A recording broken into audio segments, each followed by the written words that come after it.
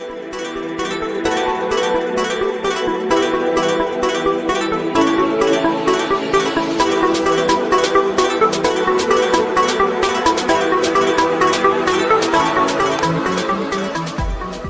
इतिहास जानेंगे। तो चलिए जानते हैं वीडियो में। वैसे तो सांची के स्तूप को किसी परिचय की जरूरत नहीं है, क्योंकि सांची के स्तूप को पहले से ही भारत के सबसे महत्वपूर्ण स्थानों में से एक के रूप में चिन्हित किया जा चुका है। सांची स्तूप एक छोटे से गांव में है जो कि भोपाल मध्य प्रदेश से लगभग 52 किलोमीटर की दूरी पर है। और सांची स्तूप एक विशाल अर्ध परिपत्र गुंबद के आकार का एक कक्ष बना हुआ है, जिसमें भगवान बुद्ध के अवशेषों को शांतिपूर्ण वातावरण में रखा गया है। सांची के स्तूप दूर से देखने में भले ही मामूली अर्ध गोलाकार संरचनाएं लगें, लेकिन इसकी भव्यता और विशेषता और बारीकियों का पता सांची आकर ही देखने पर मिलता है। इसीलिए देश विदेश से बड़ी संख्या में बौद्ध मतावलंबी, पर्यटक और शोधार्थी इस बेमिसाल संरचना को देखने चले आते हैं। सांची के स्तूपों का निर्माण कई कालखंडों में हुआ है, जिसे ईसा पूर्व 3री सदी से 12वीं सदी के मध्य में माना गया है।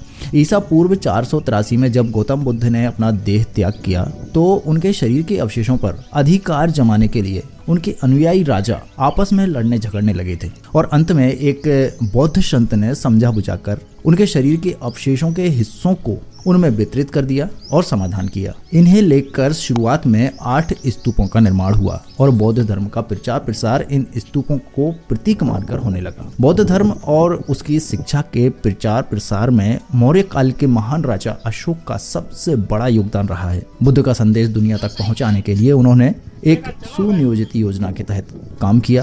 उन्होंने पुराने स्तूपों को खुदवा कर उनसे मिले अवशेषों को 84,000 भाग किए और अपने राज्य के निकटवर्ती देशों में भेजकर बड़ी संख्या में स्तूपों का निर्माण करवाया और इन स्तूपों को स्थायी संरचना में बदला ताकि ये लंबे समय तक बने रहें। सम्राट अशोक ने भारत में जिन स्थानों पर बौद्ध स्मारकों का निर्माण करवाया, उनमें सांची भी एक था। तब तक ये बौद्ध शिक्षा के प्रमुख केंद्रों के रूप में विकसित हो चुका था। सांची का उस दौर में कितना महत्व रहा होगा, इसका अंदाजा इससे लगाया जा सकता है कि अशोक के पुत्र महेंद्र और पुत्री संघमित्रा श्रीलंका में धर्म प्रचार पर जाने से पूर्व यहाँ मठ में रहा करते थे, जहाँ पर उनकी माता का भी कक्ष था। हर धर्म की भांति बौद्धकालीन संरचनाओं को उनकी मान्यताओं के अनुसार बनाया गया और इन संरचनाओं में धर्म से परे स्तूप एक नया विचार था।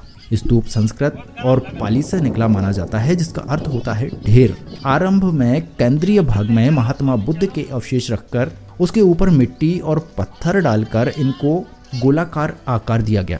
इनमें बाहर से ईंटों और पत्थरों की ऐसी चिनाई की गई ताकि खुले में इन स्तूपों पर मौसम का कोई प्रभाव न हो सके। स्तूपों में मंदिर की भांति कोई गर्भगृह नहीं होता है। सांची में बौद्ध वास्तुशिल्प की बेहतरीन कृतियां हैं, जिनमें स्तूप, तोरण, स्तंभ इत्यादि शामिल हैं। इनमें पहला स्तूप सम्राट अशोक द्वारा बनाया गया था, जिसमें महात्मा बुद्ध के अवशेष रखे गए और आसपास यहाँ पर 2 अन्य और छोटे स्तूप भी हैं, जिनमें उनके शुरुआती शिष्यों के अवशेष रखे गए हैं। सांची स्तूप का प्रवेश द्वार आंखों को चौंका देने वाली वास्तुकला का अद्भुत नमूना है, जिसमें नर और मादा और पेड़ पर खुदे हुए भित्ति चित्र अपने आप में एक अनोखा अजूबा है। ये माना जाता है कि ये 2 आत्माएं मानव की भावनाओं और मानसिक स्थिति को चित्रित करती हैं। बौद्धों का मानना है कि ये मूर्तियां गेट पर लगे होने से एक अच्छे शगुन का प्रतीक हैं। पत्थर से बने तोरणों में महात्मा बुद्ध के जीवन की झांकी और जातक प्रसंगों को उकेरा गया है। ये काम इतनी बारीकी से किया गया है कि मानो कारीगरों ने कलम कूंची से इनको गढ़ा हो। इस स्तूप के दक्षिणी तोरण के सामने अशोक स्तंभ स्थापित है। इसका पत्थर आसपास कहीं नहीं मिलता है। माना जाता है कि 50 टन वजनी इस स्तंभ को सैकड़ों कोस दूर चुनार से यहाँ लाकर स्थापित किया गया है। यहाँ पर एक मंदिर के अवशेष भी हैं, जिसे गुप्त काल में निर्मित माना गया है। सांची के स्तूपों के समीप एक बौद्ध मठ के अवशेष भी हैं, जहाँ बौद्ध भिक्षुओं के आवास हुआ करते थे।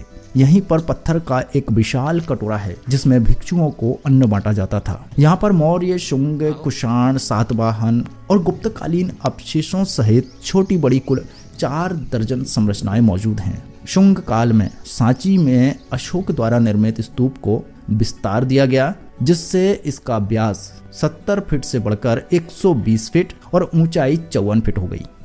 इसके अलावा यहाँ पर अन्य स्तूपों का निर्माण कराया गया। सांची में इन स्तूपों का जीर्णोद्धार लंबे समय तक चला। इसके बाद सुंग और कुषाण नरेशों ने अपने काल में यहाँ पर अन्य स्तूप निर्मित करवाए। सांची की कीर्ति राजपूत काल तक तो बनी रही, लेकिन पहले तुर्की के आक्रमण और बाद में मुगलों की सत्ता की स्थापना के बाद ये घटने लगी।